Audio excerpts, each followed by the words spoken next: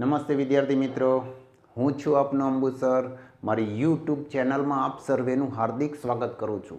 મિત્રો, આજે આપણે ધોરણ 11 તત્વજ્ઞાન પ્રકરણ નંબર 4 અર્વાચીન તર્કશાસ્ત્રની દ્રષ્ટિએ સંયુક્ત વિધાનોમાં ખૂબ જ મોસ્ટ ઇમ્પોર્ટન્ટ ટોપિક અને આ પ્રકરણનો લાસ્ટ ટોપિક લઈને તમારી સામે આવ્યો છું. આ ટોપિકનું નામ છે દ્વિશરતી વિધાન એટલે શું, તેનું ઉદાહરણ, પ્રાતિક રજૂઆત, રૂપ અને સત્યતા મૂલ્યના નિયમો સત્યતા કોષ્ટક દ્વારા સમજાવો. મિત્રો, આ પ્રશ્ન 4 ગુણની અંદર પૂછાઈ શકે છે. મિત્રો, દ્વિશરતી વિધાનનું લક્ષણ, ઉદાહરણ, પ્રાતિક રજૂઆત સમજાવવું એ પહેલાં જો આપ નવા છો તો મારી યુટ્યુબ ચેનલને સબસ્ક્રાઈબ કરવાનું ભૂલશો નહીં.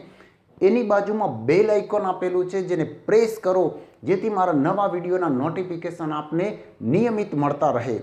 તો મિત્રો, મારી તમને બધાને એક ખાસ વિનંતી કે મારા વિડીયોને અંત સુધી જોવાનું રાખો, જેથી પ્રશ્નના બધા જ મુદ્દાઓને સારી રીતે સમજી શકો. તો શરૂ કરીએ. દ્વિશરતી વિધાનનું એટલે શું?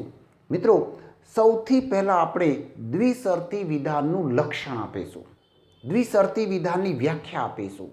દ્વિશરતી વિધાન એટલે શું?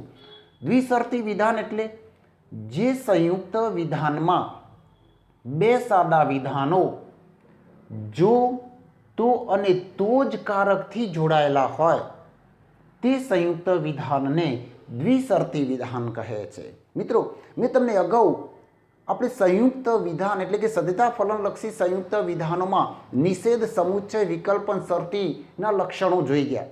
તો એની અંદર આપણે એક જ વાત કરી કે બે સાદા વિધાનો કયા કારકથી જોડાયેલા હોય તો એને કયું વિધાન કહેવાય. અહીંયા પણ જે સંયુક્ત વિધાનમાં બે સાદા વિધાનો કયા કારકથી જોડાયેલા હોય, જો, તો અને તો જ કારકથી જોડાયેલા હોય તો તે સંયુક્ત વિધાનને દ્વિશરતી વિધાન કહે છે. દાખલા તરીકે દ્વિશરતી વિધાન કોને કહેવાય? અહીંયા મેં ઉદાહરણ આપ્યું છે. જુઓ કે જો ભૂરા લિટમસ પેપરને એસિડમાં બોળવામાં આવે તો અને તો જ તે લાલ બને છે. મિત્રો, આ સંયુક્ત વિધાન છે, પણ આ સંયુક્ત વિધાનને દ્વિશરતી વિધાન કહેવામાં આવે છે. કેમ એને દ્વિશરતી વિધાન કહેવામાં આવે છે? કારણ કે તેમાં બે સાદા વિધાનો છે. એક, ભૂરા લિટમસ પેપરને એસિડમાં બોળવામાં આવે છે, આ એક સાદું વિધાન. અને નંબર 2, તે લાલ બને છે, આ બીજું સાદું વિધાન. આ બંને સાદા વિધાનો જો, તો અને તો જ શબ્દથી, કારકથી જોડાયેલા છે. અને એટલા માટે આપણે જો ભૂરા લિટમસ પેપરને એસિડમાં બોળવામાં આવે તો અને તો જ તે લાલ બને છે, આને દ્વિશરતી વિધાન તરીકે ઓળખીશું. કયા વિધાન તરીકે ઓળખીશું? દ્વિશરતી વિધાન તરીકે ઓળખીશું. તો મિત્રો, એટલા માટે અહીંયા આપણે એવું લક્ષણ આપ્યું કે જે સંયુક્ત વિધાનમાં બે સાદા વિધાનો જો, તો અને તો જ કારકથી જોડાયેલા હોય તે સંયુક્ત વિધાનને દ્વિશરતી વિધાન કહે છે. મિત્રો, દ્વિશરતી વિધાનને એટલા માટે દ્વિશરતી વિધાન કહેવામાં આવે છે કે તેની અંદર સમાવેશ પામતા બંને ઘટકરૂપ વિધાનો એ પરસ્પરની શરતરૂપ હોય છે. કેવા હોય છે? પરસ્પરની શરતરૂપ હોય છે. એટલે કે બંને વિધાનો પરસ્પરમાં વસ્તુગત રીતે ગર્ભિત હોય છે. આનો મતલબ શું થયો? આનો મતલબ એવો થયો કે કોઈ પણ એક વિધાનને તમે પૂર્વાંગ બનાવી શકો છો અને બીજા વિધાનને ઉત્તરાંગ પણ બનાવી શકાય છે. એટલે કે બંને વિધાનો એ પરસ્પરના પૂર્વાંગરૂપ હોય છે. એટલે કે કોઈ પણ એક વિધાનને તમે પૂર્વાંગ બનાવી શકો છો ને બીજાને ઉત્તરાંગ, અથવા તો બીજાને પૂર્વાંગ અને પહેલાને ઉત્તરાંગ બનાવી શકીએ છીએ તો પણ તેના તાર્કિક અર્થમાં કંઈ ફેરફાર થતો નથી. એટલે કે બંને વિધાનો પરસ્પરને સમમૂલ્ય હોય છે. સમમૂલ્ય હોય છે એનો મતલબ કે જો કોઈ પણ એક વિધાન સત્ય હોય તો બીજું વિધાન પણ સત્ય હોય છે, અને જો એક વિધાન અસત્ય હોય તો બીજું વિધાન પણ અસત્ય હોય છે. પણ દ્વિશરતી વિધાનની અંદર સમાવેશ પામતા બંને વિધાનોમાં કોઈ પણ એક વિધાન સત્ય અને બીજું વિધાન અસત્ય હોય એવું બનતું નથી. અને એટલા માટે દ્વિશરતી વિધાનમાં આવતા બંને વિધાનો એ પરસ્પર વસ્તુગત રીતે સમમૂલ્ય હોય છે. કેવા હોય છે? વસ્તુગત રીતે સમમૂલ્ય હોય છે. એટલે કે અહીંયા બંને વિધાનો એ સરખા છે, સમમૂલ્ય છે. માટે એમ કહેવામાં આવ્યું કે એક સત્ય તો બીજું સત્ય, એક અસત્ય તો બીજું અસત્ય હોય છે. તો એટલા માટે અહીંયા દ્વિશરતી વિધાનને અહીંયા વસ્તુગત રીતે સમમૂલ્ય વિધાન તરીકે પણ અહીંયા ઓળખવામાં આવે છે. તો મિત્રો, સમજાયું કે દ્વિશરતી વિધાન એટલે શું? ફરીથી કહું છું કે દ્વિશરતી વિધાન એટલે જે સંયુક્ત વિધાનમાં બે સાદા વિધાનો કયા કારકથી જોડાયેલા હોય? જો, તો અને તો જ કારકથી જોડાયેલા હોય તો તે સંયુક્ત વિધાનને દ્વિશરતી વિધાન કહે છે. મિત્રો, દ્વિશરતી વિધાનની પ્રાતિક રજૂઆત કઈ રીતે કરવી? તો આપણે દ્વિશરતી વિધાનની પ્રાતિક રજૂઆતને સમજીએ. તો જુઓ, અહીંયા આપણે દ્વિશરતી વિધાનની પ્રાતિક રજૂઆત તમારા માટે મોસ્ટ ઇમ્પોર્ટન્ટ છે. મેં અહીંયા એક ઉદાહરણ લખ્યું છે કે જો પદાર્થને ગરમી આપવામાં આવે તો અને તો જ પદાર્થ ફૂલે છે. અહીંયા પદાર્થને ગરમી આપવામાં આવે તો અને તો જ પદાર્થ ફૂલે છે. આ દ્વિશરતી વિધાન છે. કેમ? કારણ કે એમાં બે સાદા વિધાનો જો, તો અને તો જ શબ્દથી કારકથી જોડાયેલા છે, એટલે દ્વિશરતી વિધાન છે. પણ આ દ્વિશરતી વિધાનની પ્રાતિક રજૂઆત કઈ રીતે કરવી? તો મિત્રો, જો, તો અને તો જ શબ્દ અને ને વસ્તુગત રીતે સમમૂલ્ય આ બંનેનો તાર્કિક અર્થ જળવાય એટલા માટે પ્રાતિક તર્કશાસ્ત્રમાં જો, તો અને તો જ શબ્દ કે તેના પર્યાયરૂપ ને વસ્તુગત રીતે સમમૂલ્ય શબ્દ માટે એક પ્રતીક વપરાય છે. કયું પ્રતીક વપરાય છે? તો જુઓ, જો, તો અને તો જ શબ્દ માટે અહીંયા પ્રાતિક તર્કશાસ્ત્રમાં આવું એક દ્વિશરતી નામ પ્રતીક વપરાય છે. એને શું કહેવામાં આવે છે? દ્વિશરતી કહેવામાં આવે છે. અંગ્રેજીમાં કહેવું હોય તો એને ઇક્વિવેલન્સ તરીકે ઓળખવામાં આવે છે. ઇક્વિવેલન્સ એટલે ને સમમૂલ્ય તરીકે અહીંયા ઓળખવામાં આવતું હોય છે. તો સમજાય છે મિત્રો? અહીંયા જો, તો અને તો જ શબ્દ કે તેના પર્યાયરૂપ ને સમમૂલ્ય માટે પ્રાતિક તર્કશાસ્ત્રમાં આવું દ્વિશરતી પ્રતીક વપરાય છે. અને નંબર 2, દ્વિશરતી વિધાનમાં આવતા જે ઘટકરૂપ વિધાનો છે, સાદા વિધાનો છે, એ સાદા વિધાનો માટે કયું પ્રતીક વપરાય છે?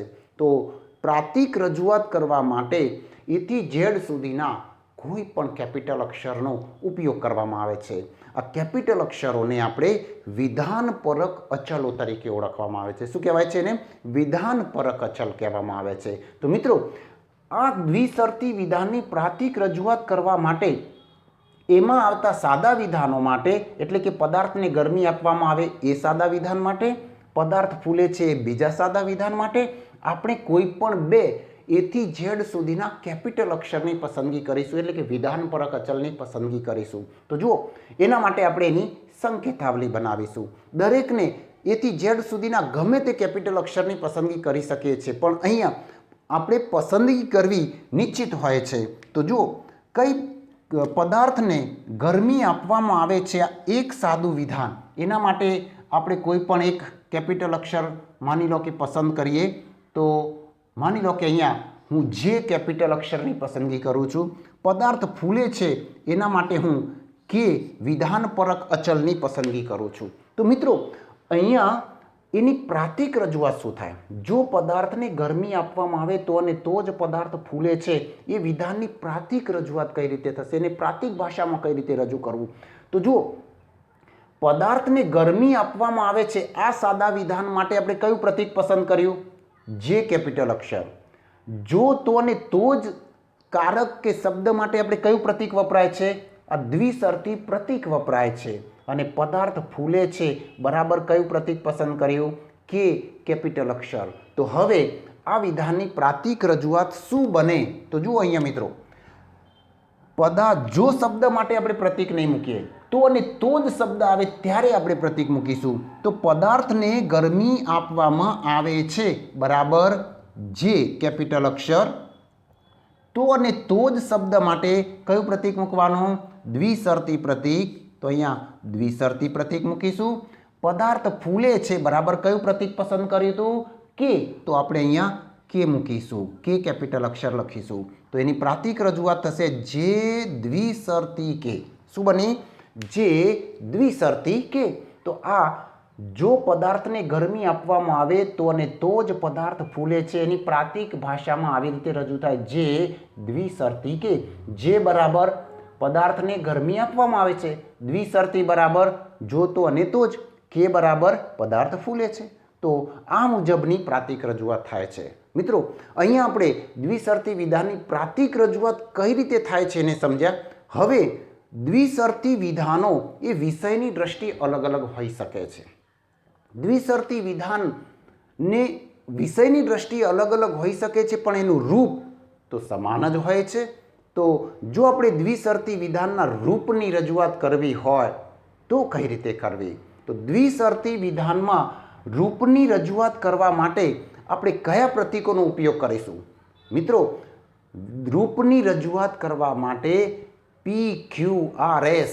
વગેરે કેપિટલ નહીં તેવા નાના અક્ષરો જેને આપણે વિધાનપરક પરિવર્તી તરીકે ઓળખીએ છીએ તો આ વિધાનપરક પરિવર્તીનો ઉપયોગ કરીશું તો મિત્રો દ્વિશર્તી વિધાનમાં આવતા જે પહેલું ઘટકરૂપ વિધાન હોય એના માટે આપણે P પરિવર્તીની પસંદગી કરીએ અને દ્વિશર્તીમાં આવતું બીજું ઘટકરૂપ વિધાન હોય એના માટે Q પરિવર્તીની અહીંયા સ્મોલ q ની પસંદગી કરીએ અને જો તો અને તો જ માટે દ્વિશર્તી પ્રતીક મૂકીએ તો દ્વિશર્તી વિધાનના રૂપની રજૂઆત શું બને છે જુઓ અહીંયા હું એના રૂપની રજૂઆત લખું છું તો પહેલા ઘટકરૂપ વિધાન માટે P પરિવર્તી સ્મોલ p જો તો અને તો જ શબ્દ માટે દ્વિશર્તી પ્રતીક અને દ્વિશર્તીના બીજા ઘટકરૂપ વિધાન માટે Q પરિવર્તી તો એની દ્વિશર્તી વિધાનના રૂપની રજૂઆત થશે P દ્વિશર્તી Q શું બની P દ્વિશર્તી Q તો મિત્રો આને આપણે દ્વિશર્તી વિધાન તરીકે ઓળખીશું હવે આપણે આ દ્વિશર્તીનું તાર્કિક સ્વરૂપ સમજવાનું છે તો દ્વિશર્તીના તાર્કિક સ્વરૂપની અંદર આપણે ત્રણ મુદ્દાઓનો સમાવેશ કરીશું કયા ત્રણ મુદ્દાઓનો સમાવેશ કરીશું નંબર 1 દ્વિશર્તી દ્વિમુખી કારક છે નંબર 2 દ્વિશર્તી સત્યતા ફલનલક્ષી કારક છે અને નંબર 3 દ્વિશર્તી સત્યતા ફલનલક્ષી સંયુક્ત વિધાન છે તો મિત્રો દ્વિશર્તીના તાર્કિક સ્વરૂપમાં સૌથી પહેલો મુદ્દો સમજીએ કે દ્વિશર્તી દ્વિમુખી કારક છે કેમ એને દ્વિમુખી કારક કહેવામાં આવે છે કારણ કે તેનું ક્ષેત્ર તેની ડાબી બાજુ અને જમણી બાજુએ આવેલા વિધાનોને લાગુ પડે છે આ વાત બરાબર યાદ રાખજો દ્વિશર્તીને દ્વિમુખી કારક શા માટે કહેવામાં આવે છે તો કારણ કે તેનું ક્ષેત્ર તેની ડાબી બાજુ અને જમણી બાજુએ આવેલા વિધાનોને લાગુ પડે છે દાખલા તરીકે જુઓ આ ઉદાહરણ આ દ્વિશર્તી વિધાન છે આ દ્વિશર્તી કારક છે આ દ્વિમુખી કારક છે કેમ એને દ્વિમુખી કારક કહેવામાં આવ્યું કારણ કે તેનું ક્ષેત્ર એટલે કે એનો વિસ્તાર ડાબી બાજુ P વિધાનને લાગુ પડે છે અને જમણી બાજુ Q વિધાનને લાગુ પડે છે P એ દ્વિશર્તીની ડાબી બાજુના ક્ષેત્રમાં આવતા વિધાનનું સ્થાન દર્શાવે છે અને Q એ દ્વિશર્તીની જમણી બાજુના ક્ષેત્રમાં આવતા વિધાનનું સ્થાન દર્શાવે છે અને એટલા માટે દ્વિશર્તીને દ્વિમુખી કારક કહેવામાં આવે છે બંને બાજુ લાગુ પડે છે માટે દ્વિમુખી કારક કહેવામાં આવે છે નંબર 2 બીજું જુઓ દ્વિશર્તીના તાર્કિક સ્વરૂપમાં બીજો કયા મુદ્દાનો સમાવેશ કરીશું દ્વિશર્તી સત્યતા ફલનલક્ષી કારક છે મિત્રો દ્વિશર્તીને સત્યતા ફલનલક્ષી કારક શા માટે કહેવામાં આવે છે તો કારણ કે તેના ઉપયોગથી સત્યતા ફલનલક્ષી સંયુક્ત વિધાનની રચના થાય છે કેમ સત્યતા ફલનલક્ષી કારક કહેવામાં આવ્યું કારણ કે દ્વિશર્તી કારકના ઉપયોગથી કયા સંયુક્ત વિધાનની રચના થાય છે સત્યતા ફલનલક્ષી સંયુક્ત વિધાનની રચના થાય છે અને એટલા માટે જે કારક સત્યતા ફલનલક્ષી સંયુક્ત વિધાનની રચના કરે એને સત્યતા ફલનલક્ષી કારક કહેવામાં આવે છે તો મિત્રો દ્વિશર્તી પણ એના ઉપયોગથી સત્યતા ફલનલક્ષી સંયુક્ત વિધાનની રચના થાય છે માટે દ્વિશર્તીને પણ સત્યતા ફલનલક્ષી કારક કહેવામાં આવે છે પણ મિત્રો અહીંયા પ્રશ્ન થાય કે દ્વિશર્તી કારકના ઉપયોગથી કયા સત્યતા ફલનલક્ષી સંયુક્ત વિધાનની રચના થાય છે તો મારે તમને ઉદાહરણ આપવું હોય તો હું ઉદાહરણ આપી શકું કયું ઉદાહરણ આપવાનું કે P દ્વિશર્તી Q આ P દ્વિશર્તી Q આ સત્યતા ફલનલક્ષી અહીંયા સંયુક્ત વિધાન છે. શું છે? આ સત્યતા ફલનલક્ષી સંયુક્ત વિધાન છે. તમે કહેશો કે કેમ આને સત્યતા ફલનલક્ષી સંયુક્ત વિધાન કહેવામાં આવે છે? દ્વિશરતી સત્યતા ફલનલક્ષી સંયુક્ત વિધાન શા માટે કહેવામાં આવે છે? તો એના તાર્કિક સ્વરૂપમાં આપણે ત્રીજો મુદ્દો જોઈએ. જુઓ, એ જ છે દ્વિશરતી સત્યતા ફલનલક્ષી સંયુક્ત વિધાન છે. કારણ કે આ દ્વિશરતીનું સત્યતા મૂલ્ય તેના ઘટકરૂપ વિધાનના સત્યતા મૂલ્ય પર અવલંબે છે. તો જે સંયુક્ત વિધાનનું સત્યતા મૂલ્ય તેના ઘટકરૂપ વિધાનના સત્યતા મૂલ્ય પર અવલંબતું હોય તેને સત્યતા ફલનલક્ષી સંયુક્ત વિધાન કહેવાય છે. તો આ પણ દ્વિશરતી વિધાન છે. આ દ્વિશરતી વિધાનનું સત્યતા મૂલ્ય એટલે કે સત્ય છે કે અસત્ય એ એના ઘટકરૂપ વિધાન, આના ઘટકરૂપ વિધાનો કયા? પી પહેલું ઘટકરૂપ વિધાન, ક્યુ બીજું ઘટકરૂપ વિધાન. આ બંને ઘટકરૂપ વિધાનના સત્યતા મૂલ્ય પર અવલંબે છે અને એટલા માટે આ દ્વિશરતી વિધાનને સત્યતા ફલનલક્ષી સંયુક્ત વિધાન કહેવામાં આવે છે. પણ મિત્રો, અહીંયા આ દ્વિશરતી વિધાન સત્ય છે કે અસત્ય એનું સત્યતા મૂલ્ય આપણે જાણતા નથી. મતલબ કે એનું ઘટકરૂપ વિધાન પી સત્ય છે કે અસત્ય, એનું બીજું ઘટકરૂપ વિધાન ક્યુ સત્ય છે કે અસત્ય એ આપણને ખબર નથી, આપણે જાણતા નથી. અને એટલે જો આપણે આ દ્વિશરતીના સત્યતા મૂલ્ય નક્કી કરવું હોય તો એની અંદર સમાવેશ પામતા બંને ઘટકરૂપ વિધાનના સત્યતા મૂલ્યની શક્યતાઓનો વિચાર કરવો પડે. મિત્રો, અહીંયા દ્વિશરતીના સત્યતા મૂલ્યની શક્યતાઓ કેટલી? દ્વિશરતીના સત્યતા મૂલ્યની શક્યતાઓ જોઈએ તો એમાં બે ઘટકરૂપ વિધાનો છે, પી અને ક્યુ.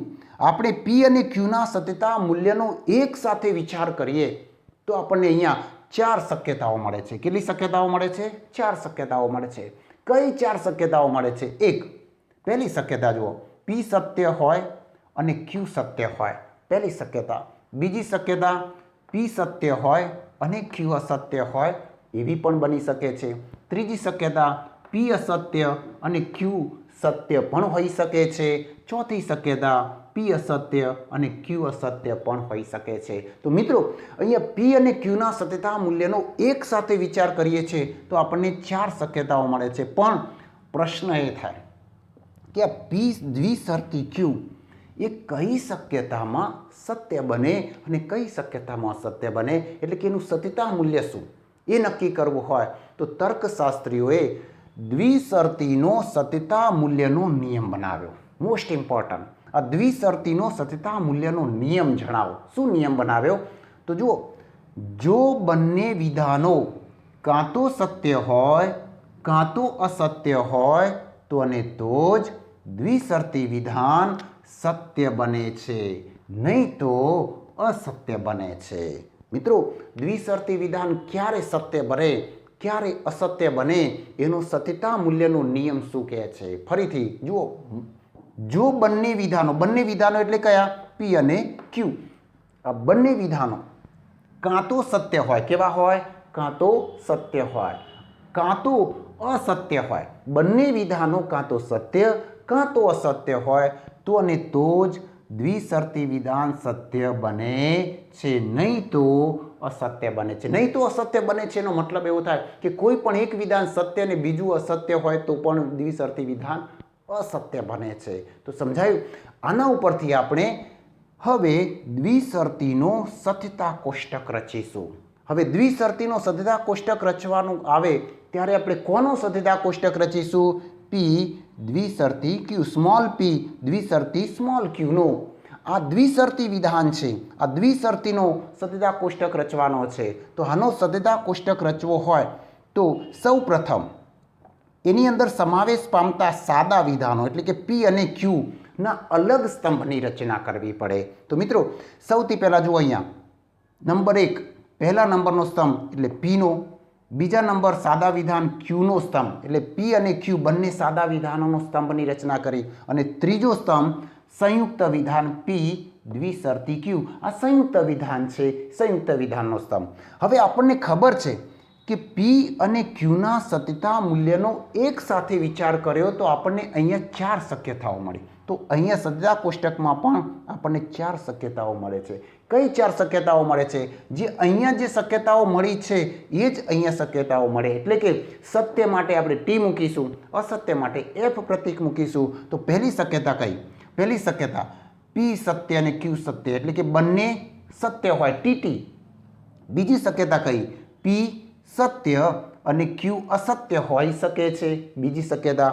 ત્રીજી શક્યતામાં પી અસત્ય અને ક્યુ સત્ય હોઈ શકે છે, અને ચોથી શક્યતામાં પી અસત્ય અને ક્યુ પણ અસત્ય હોઈ શકે છે, એટલે કે બંને વિધાનો અસત્ય હોઈ શકે છે. તો અહીંયા આપણને 4 શક્યતાઓ મળે છે. આ 4 શક્યતાઓમાંથી કઈ શક્યતામાં દ્વિશર્તી વિધાન સત્ય બને છે અને કઈ શક્યતામાં અસત્ય બને છે એ શેના આધારે નક્કી કરીશું? દ્વિશર્તીના સત્યતા મૂલ્યના નિયમને આધારે. મિત્રો, દ્વિશર્તીનો સત્યતા મૂલ્યનો નિયમ હમણાં જ જોયો આપણે. શું જોયું? કે કાં તો બંને વિધાનો કાં તો સત્ય હોય કાં તો અસત્ય હોય, તો અને તો જ દ્વિશર્તી વિધાન સત્ય બને. તો કઈ શક્યતામાં બંને વિધાનો સત્ય છે અને કઈ શક્યતામાં બંને વિધાનો અસત્ય છે? તો જુઓ, પહેલી શક્યતામાં પી સત્ય છે, ક્યુ સત્ય છે, માટે અહીંયા પી દ્વિશર્તી ક્યુ વિધાન સત્ય બને. અને નંબર 2, ચોથી શક્યતા જુઓ, પી અસત્ય અને ક્યુ પણ અહીંયા અસત્ય છે, બંને અસત્ય છે, માટે પણ દ્વિશર્તી અહીંયા વિધાન સત્ય બને. તો નિયમ પ્રમાણે અહીંયા આપણે ટી મૂક્યું. હવે જો બંને વિધાનો સત્ય હોય તો સત્ય, કાં તો બંને વિધાનો અસત્ય હોય તો સત્ય, નહીં તો અસત્ય. નહીં તો અસત્યનો મતલબ એવો થશે કે કોઈ પણ એક વિધાન અસત્ય હોય અને બીજું સત્ય હોય, કે કોઈ પણ એક સત્ય અને બીજું અસત્ય હોય તો પણ એ અસત્ય બને છે. તો મિત્રો, અહીંયા આપણે એફની શક્યતા આવે છે, અહીંયા પણ એફ બને છે. હવે આ ટીએફની ગોઠવણી કઈ રીતે કરી? આ ટીએફની ગોઠવણી અહીંયા નીચે લખીશું કે 1 નંબર ઉપર પી અને 2 નંબર ઉપર ક્યુ, આ બંનેના સ્તંભનો ઉપયોગ કર્યો. અને નંબર 2 અહીંયા દ્વિશર્તીના સત્યતા મૂલ્યના નિયમનો ઉપયોગ કર્યો. એ અહીંયા આપણે દર્શાવીશું નીચે. એ પ્રમાણે આ ટીએફની ગોઠવણી કરેલી છે. તો સમજાયું મિત્રો? અહીંયા મેં દ્વિશર્તીનો સત્યતા કોષ્ટક રચ્યો. હવે આ સત્યતા કોષ્ટકને યાદ રાખવું હોય તો કેવી રીતે યાદ રાખશો? કે જો કાં તો ટીટી હોય કાં તો એફએફ હોય તો ટી, નહીં તો એફ. દ્વિશર્તીના નિયમમાં શું યાદ રાખવાનું? કાં તો બંને ટી હોય કાં તો બંને એફ હોય, તો અને તો જ દ્વિશર્તી ટી બને, સત્ય બને, નહીં તો એફ બને છે, અસત્ય બને છે. તો મિત્રો, અહીંયા આપણે દ્વિશર્તી વિધાન એટલે શું? દ્વિશર્તીનું ઉદાહરણ, એનું લક્ષણ, એનું ઉદાહરણ, એની પ્રાતિક રજૂઆત, એના રૂપની રજૂઆત, દ્વિશર્તીનું તાર્કિક સ્વરૂપ, અને એ તાર્કિક સ્વરૂપમાં 3 મુદ્દાઓ સમજ્યા. દ્વિમુખી કારક છે, બીજું સત્યતા ફલનલક્ષી કારક છે, સત્યતા ફલનલક્ષી સંયુક્ત વિધાન છે, અને એના સત્યતા મૂલ્યની શક્યતાઓને સમજ્યા, એનું સત્યતા મૂલ્યનો નિયમ સમજ્યા, અને દ્વિશર્તીનો સત્યતા કોષ્ટકની સમજ્યા. તો મિત્રો, તમને મારો આ વિડીયો ગમ્યો હશે. જો તમને મારો આ વિડીયો ગમ્યો હોય તો જરૂર લાઈક કરો, અને હજુ સુધી મારી યુટ્યુબ ચેનલને સબસ્ક્રાઈબ ન કરી હોય તો સબસ્ક્રાઈબ પણ કરી લો.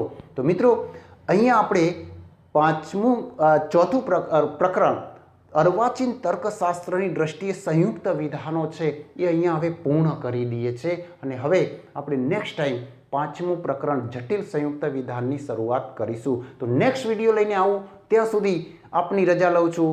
થેન્ક યુ, ધન્યવાદ. જય હિન્દ, જય ભારત.